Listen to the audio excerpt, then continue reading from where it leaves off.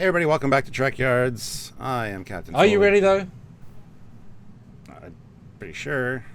I'm not so convinced because little birdie told me that you died in a plane crash. Oh, yeah.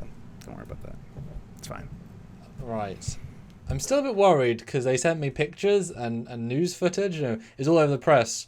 Captain Foley dies in plane crash. It was on the Canadian news and the English news and Zimbabwe's news for some reason. Don't know if you have followers in Zimbabwe specifically, but I do. okay. Well, I'm back, and that's all you need to know. It's fine. It's okay.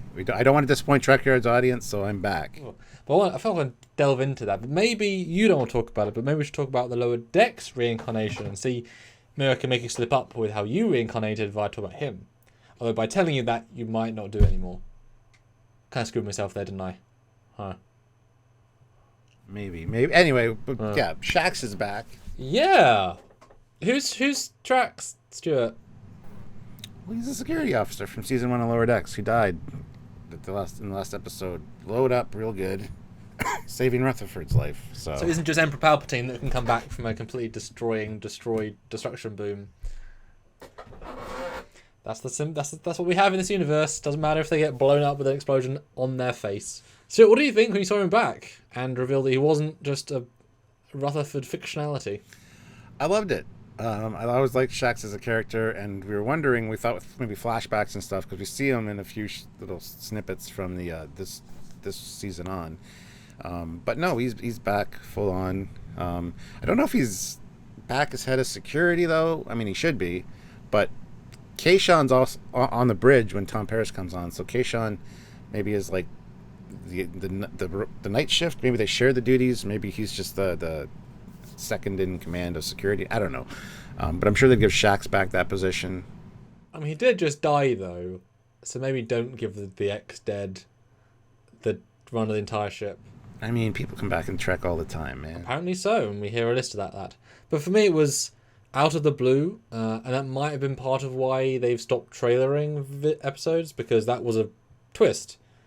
You wouldn't see that coming, but without giving too much away in the trailer, there's not much to show. So that was definitely a surprise. Obviously, it plays for a few seconds as it's a vision, which would have been great. And then instantly, it's real. It's like, oh. Yeah, there were a few interactions with just Rutherford, but at the same time, other people were talking about him being back. So it's not like he's just imagining it because everybody else is talking about it. So it's just the context of, saying to Mariner, well, he's back. He's like, oh yeah, they come back all the time. Like senior officers, oh yeah, hero officers, main characters, top who in the call sheet. What do you mean? Nothing. Yeah, they don't die ever.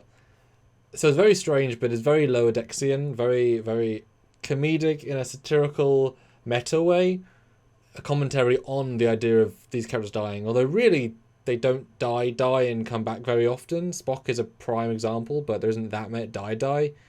Their example, well, they do say in the episode, and I guess you got a list, like you've die, but you do also have like Transporter Clone and Mirror Universe, which therefore isn't dying. He did die and was replaced by a duplicate, so they kind of covered all the bases, which is fair and confusing. Well, in that whole conversation with Mariner and Boimler's like, it's probably just a transporter buffer thing.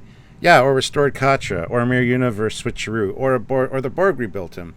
Or he could be the future son of an alternate timeline. Or maybe he got Genesis deviced, or time ribboned. Or he was trapped in the Nexus. Nexus, time ribbon, same thing. Point is, stuff happens all the time. Yeah. That's so many things. And it was a bit too much, but also the situation itself was a ludicrous situation, so it fitted in better than it could have.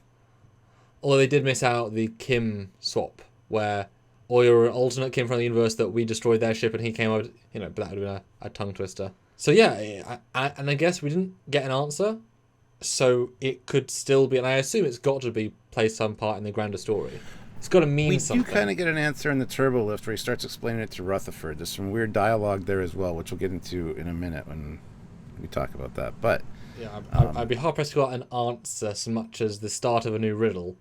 But he doesn't just say magic or I'm mirror. But it's got to mean something. I do think he acted differently, distinctly different portrayal. He was very grounded. He was very somber. He's very slow in speech.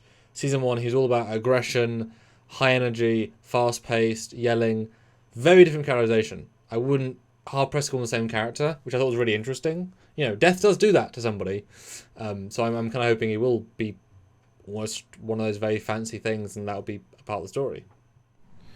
Yeah, like in Rutherford's vision, we got a Mirror Universe one, we got an Enterprise era one, we got a TOS Shax, we got the guy in the Dyson sphere, we got an Abraham Lincoln. Oh, it was a Dyson sphere. Oh, okay, I didn't get what I was trying to be. Oh. Well, here I can read them. Yeah, things here. I found my way out of the multiverse was the first one.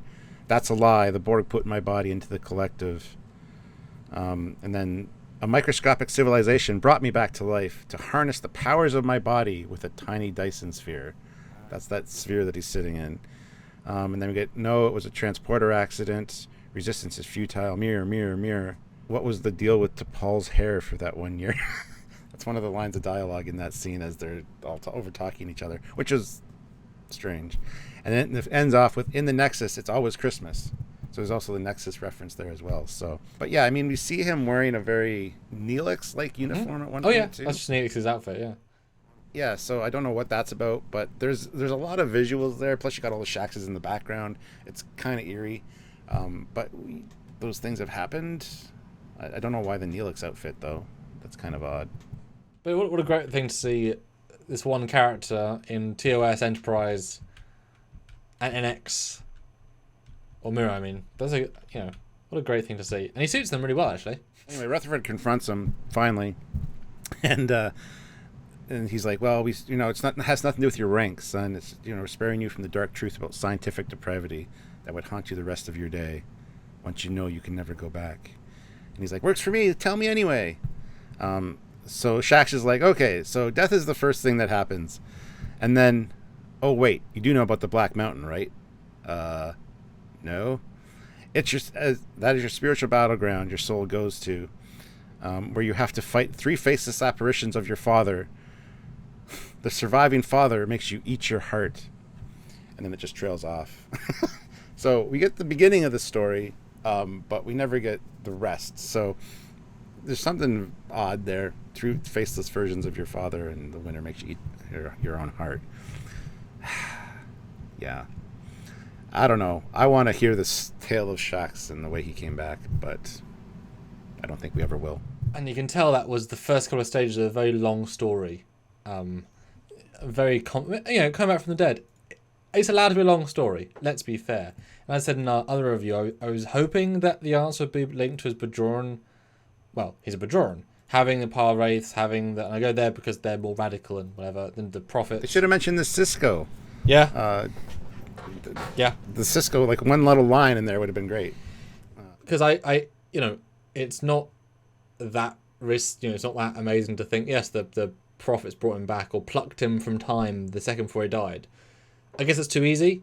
Of all the races, they've got a specific spiritual, but it's not a spiritual. It's real. Like they're actual aliens that actually have powers. So I was kind of like, okay. Although to be fair, the Black Mountains could be on Bajor.